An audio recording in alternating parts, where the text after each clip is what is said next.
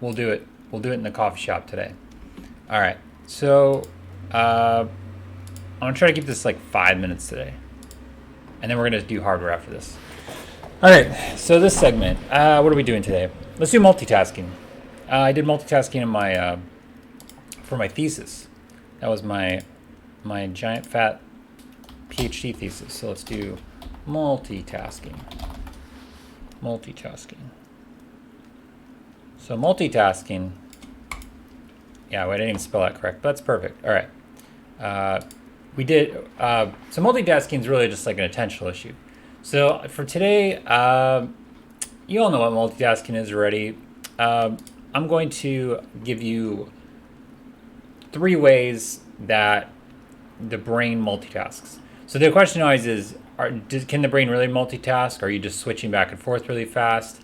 What's going on? We'll crack that out in like a couple minutes. All right.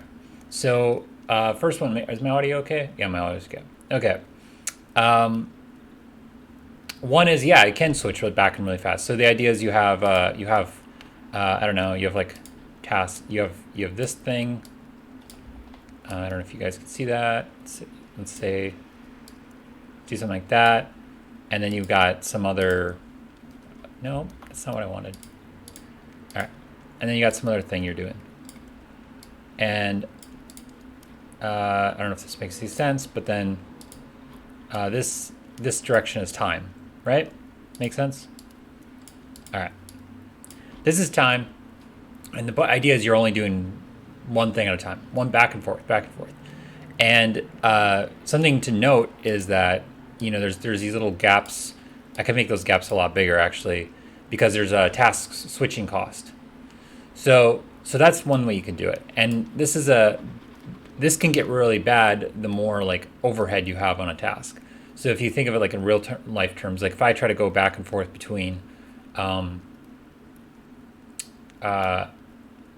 conversation with chat and playing my game, maybe there's not much of a switch, or if the game's really complicated, maybe there's like a huge switch, because a huge switch cost in terms of time. Maybe it's like that, and before it starts, and then this is all trying to get back into it kind of time. If that makes any sense. It's like loading up things in your RAM or working memory of your brain before you can get back into it. So there's task switching. We'll just put down task switching, TS. Oh, you can't see that. There we go, TS. The second way you can do it is, call it task fusion. Let's type in fusion. Fusion, not like all those reactors are making all over the world, which is really cool.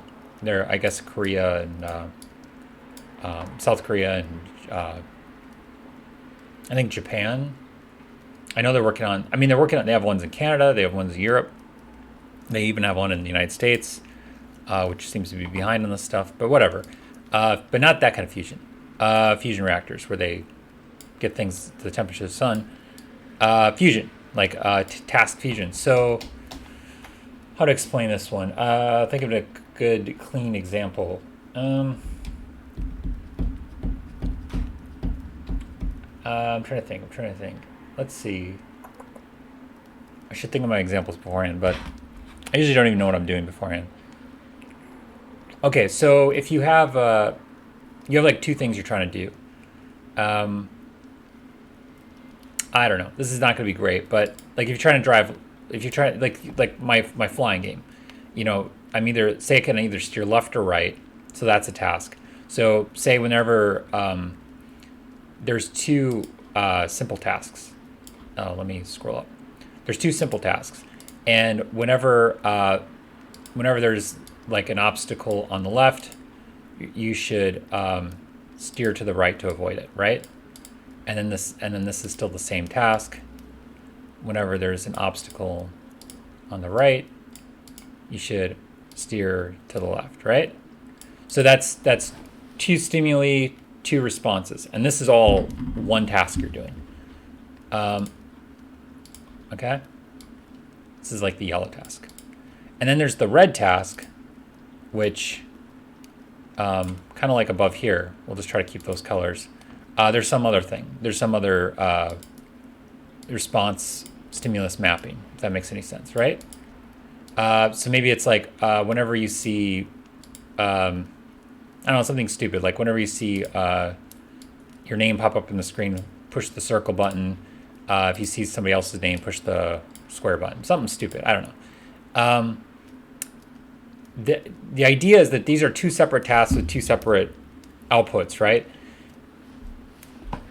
You can do this by task switching, which is the thing we just covered the first way, or you can do fusion. And the way fusion works is what you actually learn to do over time is you fuse these tasks. So instead of having, two inputs, two outputs here, two inputs, two outputs there, what you're actually doing is you have, let's pick like purple or something. You have this new fuse task you've created, and I'm just going to do one of them.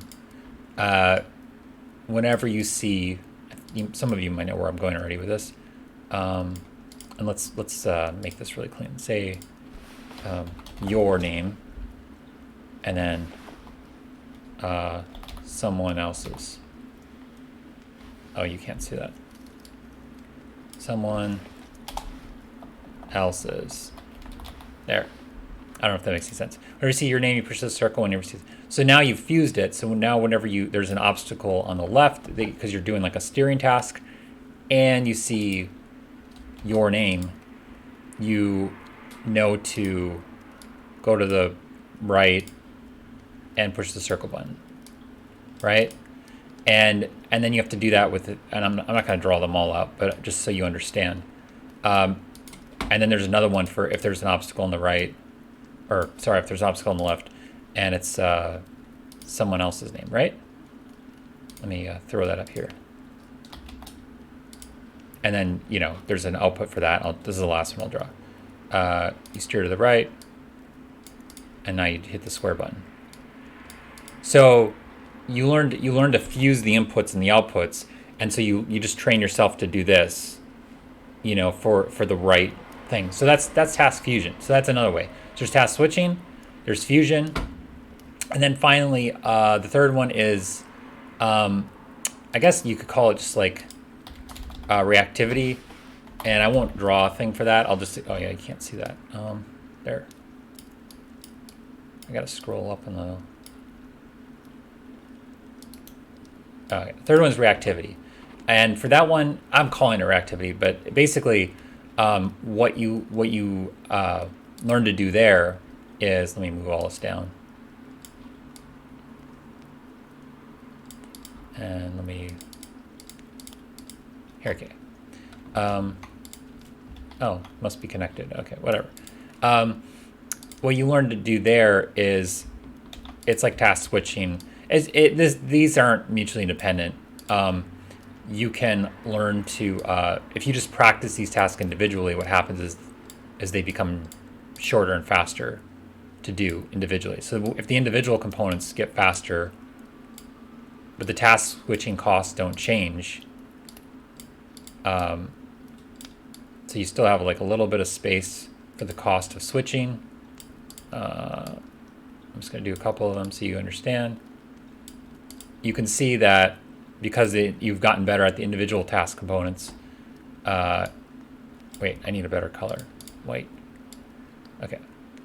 Versus there, right? So the time it takes you to do this, this, and this versus after practice, this one isn't task switching. This is like task switching plus practiced reactivity, right?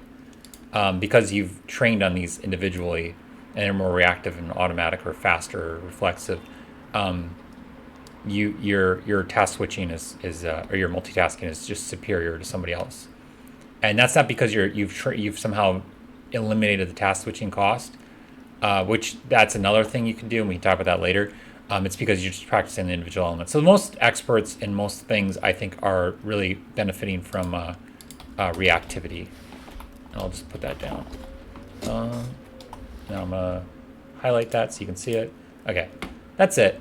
So there's fusion, there's task switching, there's reactivity. These are basically the models of ways you can multitask in the brain. So that's it. That ends the lecture today. Multitasking, part one maybe. I don't know. We'll see how these lectures keep going, but I just wanted to knock that one out. Okay, cool. Done. Done with that. Lesson learned. School done. We do 10 minutes of school at University of Ramo Online, and then we get to the fun stuff. So today